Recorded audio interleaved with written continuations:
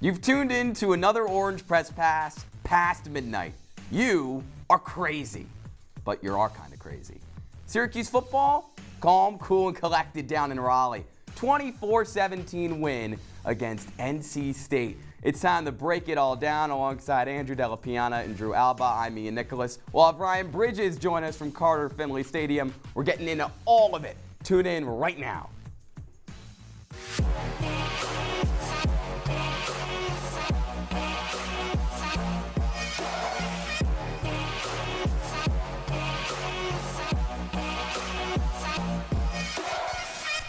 Welcome in Orange Press Pass. Ian Nicholas alongside Andrew Della, Piana, and Drew Albaugh. Welcome to the show, Drew. Thank you. We have a heck of a show to break down here, a game to break down. Syracuse improves to 5-1, 24-17 win against a decent NC State team, now 3-4. A lot of expectations headed into the year. They faltered a lot. Andrew, what were your thoughts, though, specifically on how it shook up tonight? Yeah, only a 7-point win for the Orange, but I don't think the score was indicative of how this game was played tonight. I just look at time of possession as a big part in this game. 37 minutes time possession for Syracuse, only 23 for NC State, 76 plays for the Orange to 45 for the Wolfpack. And there was no real point in the game, Drew, where I was worried about Syracuse losing this game until maybe, late stage of the fourth quarter, but there was really no doubt that Syracuse was going to get this win. Yeah, Syracuse was always the team that you thought was going to win this football game. And, that's the thing you really want to see. Look, Syracuse separated themselves today. And that is really my takeaway, is that Syracuse proved they're more than just a mediocre football team like they have been the last few years. Were there still mistakes? Of course. Yeah. Sure, there's always going to be mistakes. Obviously, we're going to talk about the special teams. Still a problem. Penalties, they were there all night long. But SU consistently showed why they are, a top 5 team in the ACC. Top 5 team in the ACC. They're creeping up there with their conference record, 2-1, and picking up road wins. Certainly going to help. Let's show you how Syracuse got this win over NC State. Raleigh, plays Syracuse, hasn't won a lot. Looking for just their second ever win at Carter Finley. Friday night primetime. This guy's primetime. Aronde Gadsden, nearly 20 yards, 4 minutes into the first quarter. Later in the quarter, Trevor Pena, SU digging itself in the early third downs and getting out of it.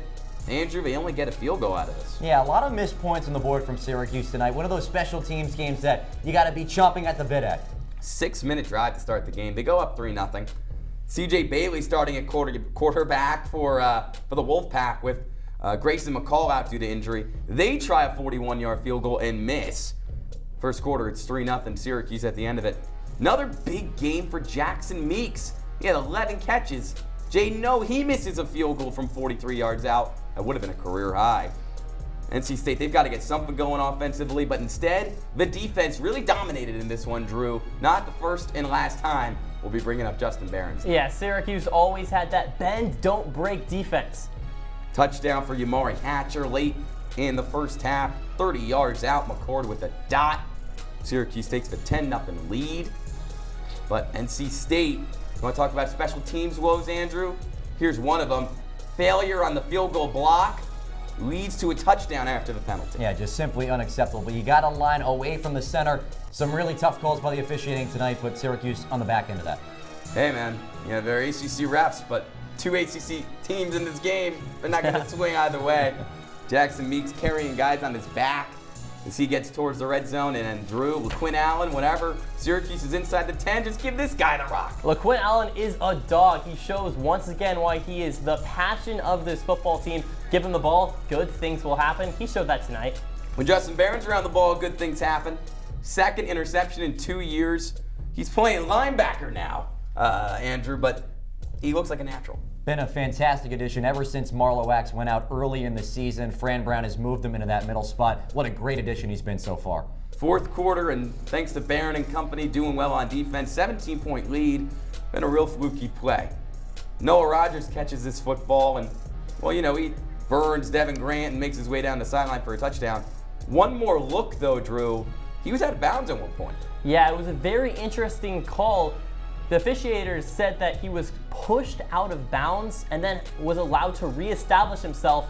But it was definitely interesting. He got pushed, then 5 yards later came back in bounds. 4th and 7, Syracuse trying to re-add cushion, and it can't. as they come up short on the check down to Meeks. And this was checked down until it wasn't. Hollywood Smothers. What a name. And all of a sudden, it's a game, Andrew. Yeah, NC State really pressuring in this fourth quarter, some big chunk plays. The Syracuse defense, a little lackadaisical here in this fourth quarter. Well, they do tighten up in the red zone, and they hold them to a field goal attempt, and then trying to pull out the South Carolina School of onside kicking. NC State not so lucky. Syracuse, as we have told you, holds on to win 24-17, and it's almost like a ritual at this point. Over 300 yards, Drew, for Kyle McCord. Kyle McCord, 6 straight games with 300-plus yards. The first SU quarterback ever to do that. 31 for 42, 346. You see it on the screen there. There was a lot of guys you can point to and say, this is the reason Syracuse won the football game. Kyle McCord, one of those guys. And I was also really impressed by the play of C.J. Bailey for NC State, a guy coming in for Grayson McCauley. This is an 18-year-old true freshman just making his third start of the year. He looked really comfortable in and out of the pocket, 17 for 24, also north of 300 yards. He was a big reason why the Wolfpack stayed alive towards the end of the ballgame. Yeah, those stats definitely inflated by a couple of big plays in the fourth quarter. Either way, though, C.J. Bailey showed why he's a D1 caliber starting quarterback. Yeah, he showed why Fran Brown at one point in time recruited him to go play at Georgia. But we'll stick in Raleigh, and we'll have our good friend join us, Ryan Bridges. Ryan, Syracuse puts up 24 points in this game, but it probably could have had a little bit more. Took a couple risks in the red zone. Yeah, Ian, they certainly took a couple risks in the red zone. It was, a game where they knew they had to be a little bit more aggressive, and they wanted to go for that big play. But even on third down, they missed Trevor Pena in the first half on what would have been a great play. It got deflected at the line of scrimmage. And then even after that, in that last play in the second half where they went for it on fourth down, didn't get in the red zone, Rondé Gadsden was wide open and Kyle McCord just didn't see him. And Kyle McCord said even in the press conference after the game that the team needed to be a little bit better in the red zone, and that's something they'll clean up. But the way he's able to escape the pocket, move around, keep plays around alive, and then even be accurate late in the clock is really something that the Orange benefited from tonight.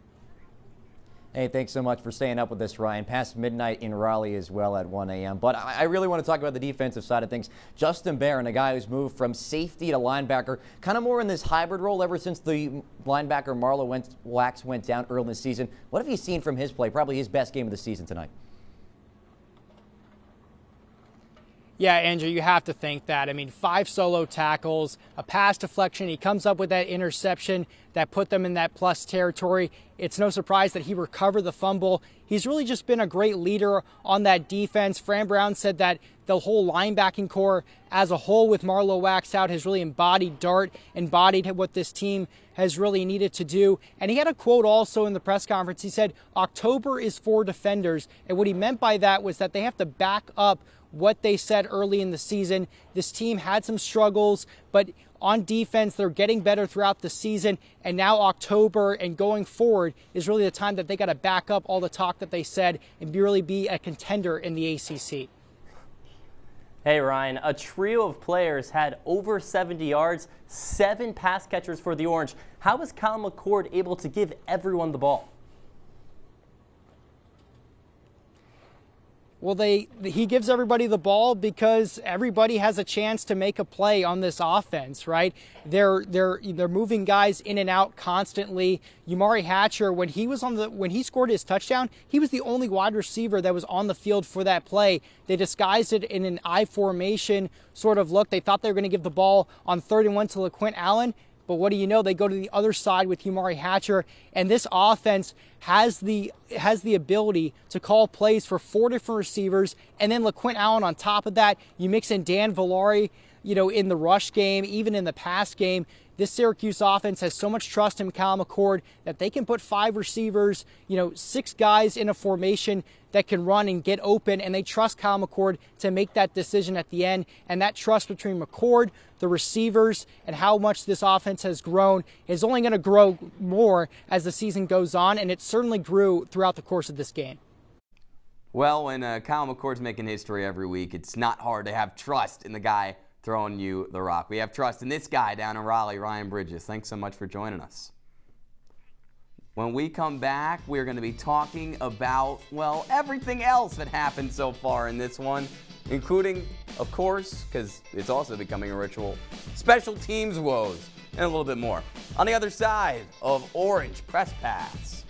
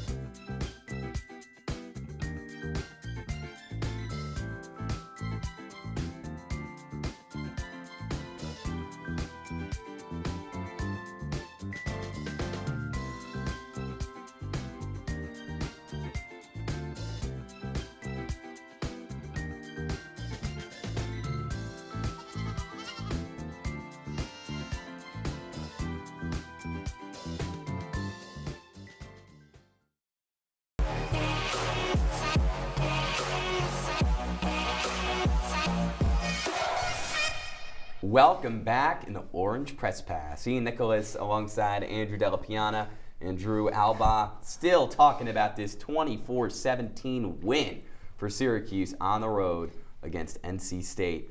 But, we're realists here. We got to talk about the bad as well. And Andrew, it feels like this unit, unfortunately, for special teams coach James Villano and company, has not been great. The third phase of the game, you miss a field goal tonight, and you have a violation on a field goal block that leads to an NC State touchdown. Where are we at with this group? Not so good, Ian. Not good at all. And I'll tell you why. It's because consistently Syracuse is struggling in the third phase of the game, right? They almost lost this game just because of special teams alone. There was a point after last week, Drew, where Fran Brown had to call coaches from around the country to get advice on special teams. I mean, this is a head coach of a Power 4 football team.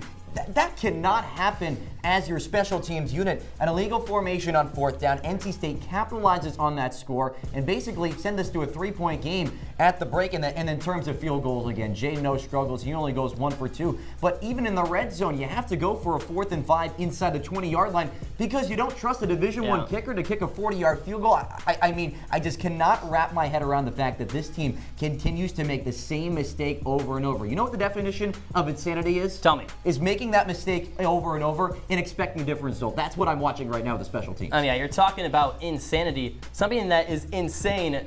Just 2 punts combined between the two teams today.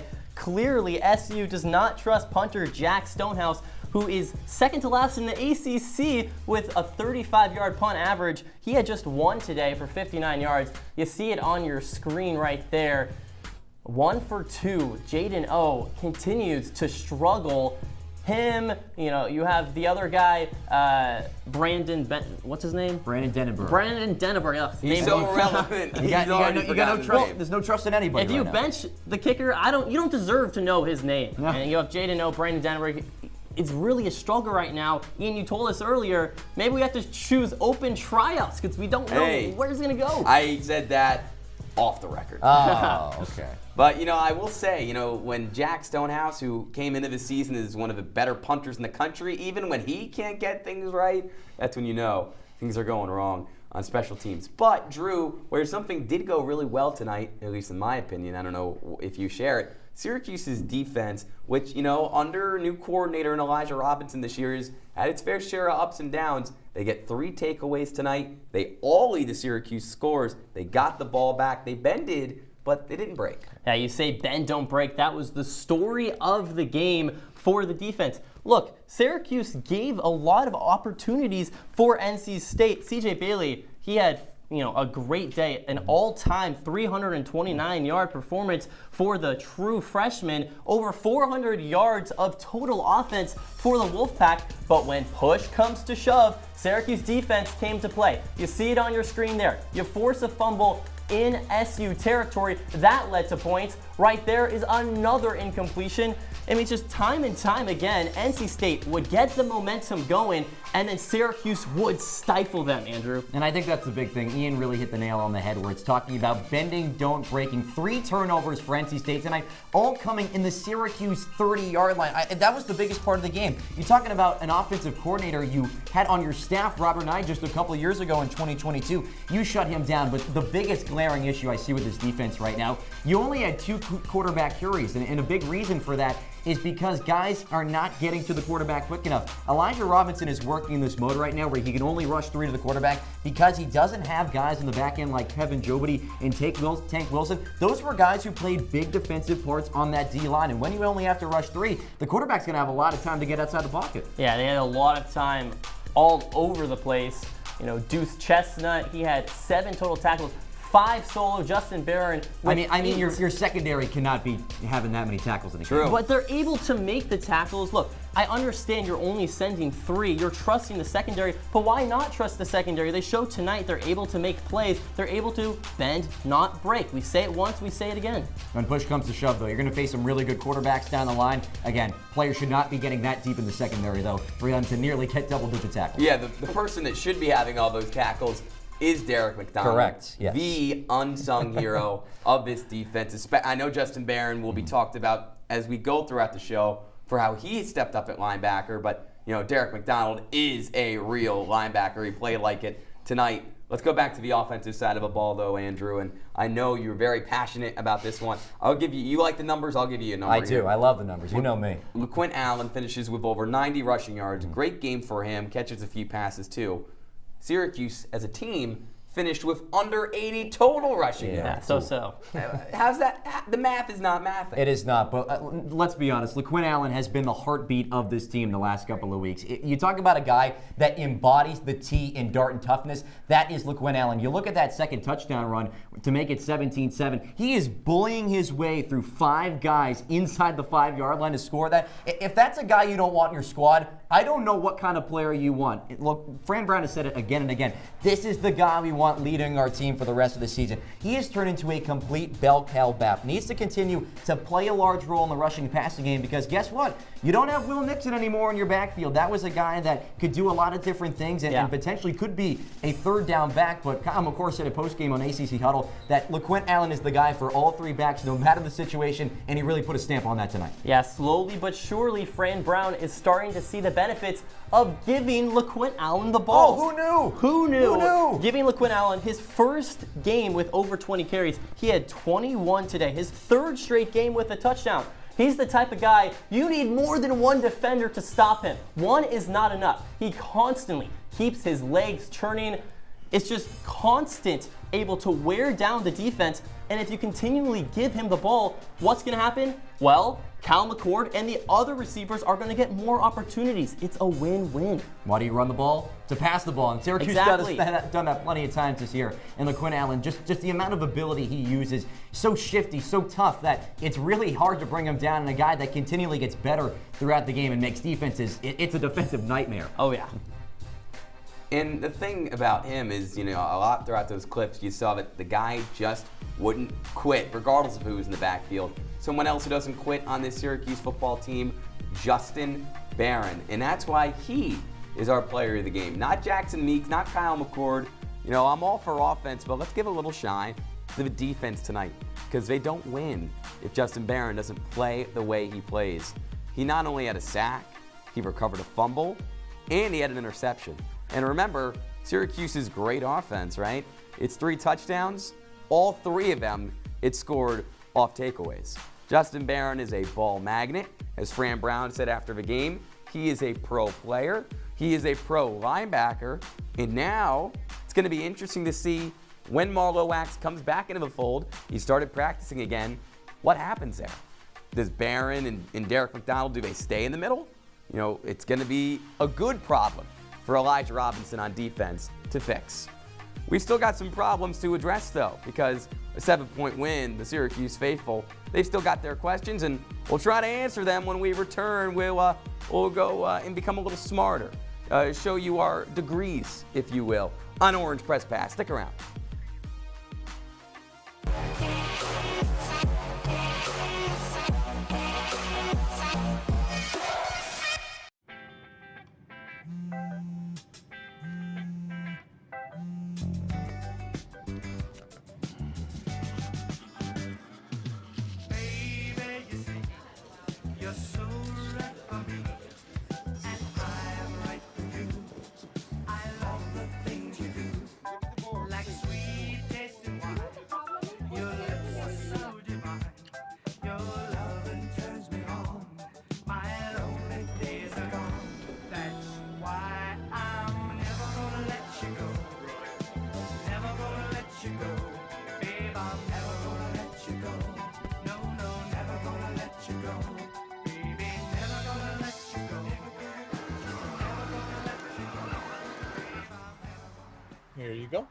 Thank you. Thank you.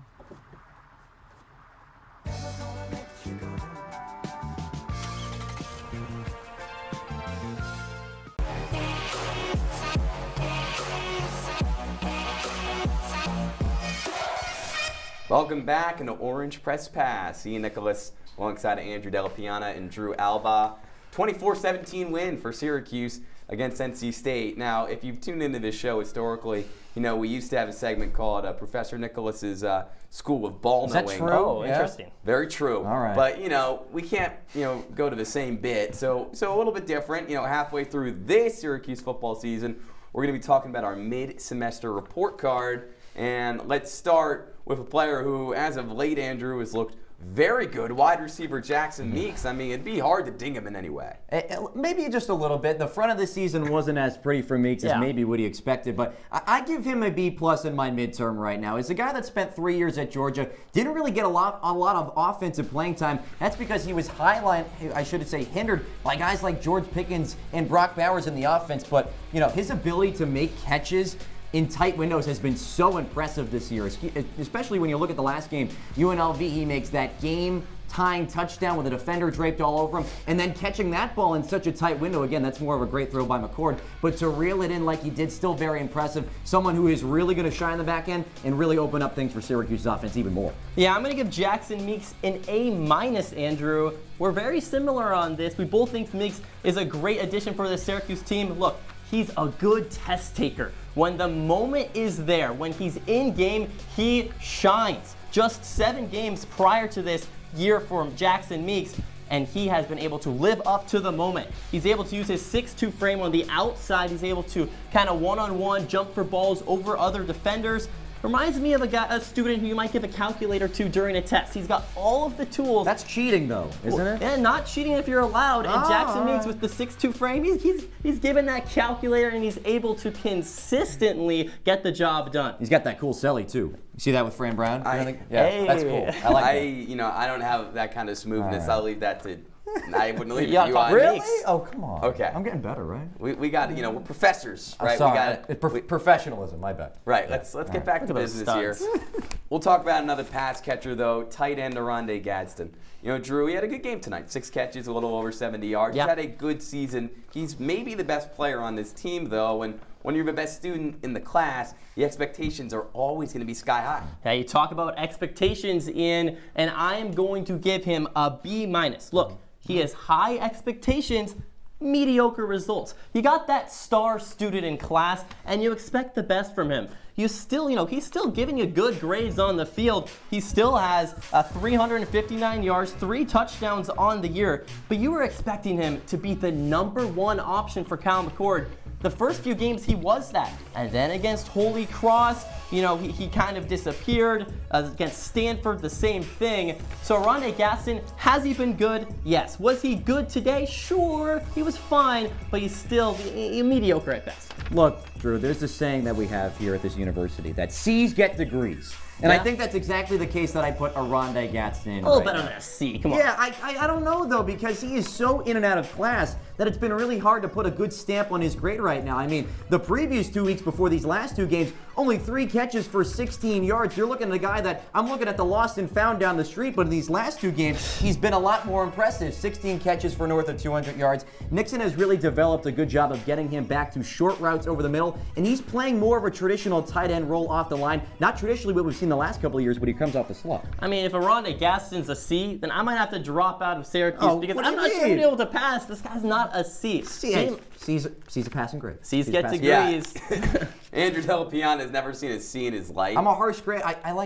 Yeah, we get it. You like He's to, the type like of to professor study. to All want right. students to fail. Well, it's time as professors to critique the professor of this Syracuse football team, head coach Fran Brown. Andrew, hard to be negative here, especially after he aces this test. Back-to-back road wins for Syracuse for the first time since 2012, and only their second ever win down in Raleigh. Where does that factor into your grade? I mean, he is a star pupil right now. I put Fran Brown as an A student right now. This is a guy that picked up 2 ranked wins for the first time in program history since 2001. That's before both of us were even born, so that's a pretty good accomplishment in year number 1. He is someone who has really set the tone in this first year. He should be 6-0, but honestly, I've been so impressed with his game management so far. And the biggest example I saw was last week. UNLV, you're down by 1 in the waning moments. You decide to kick the field goal, and everyone on your sideline say, hey, coach, go for 2, get the win here on the road to get the rank win. He says, no, I trust my guys in the 4th quarter to get jobs done,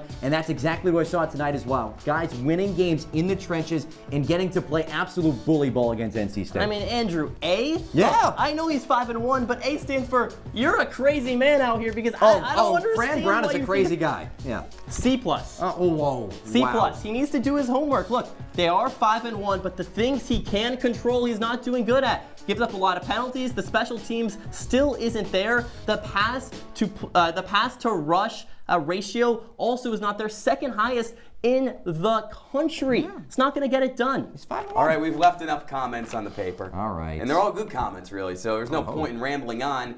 I see A and C, that's a crazy discrepancy. Obviously, no one's taking Drew Albaugh's class. Yeah. I can tell you that. They wouldn't do that. I mean, he's got the best. You could coach this team to first. Okay, you know what? I'm not coaching this team. None of us are. But, that's why we get to talk about Syracuse football, because it's La La Land here on Orange Press Pass. When we come back, we go around the land.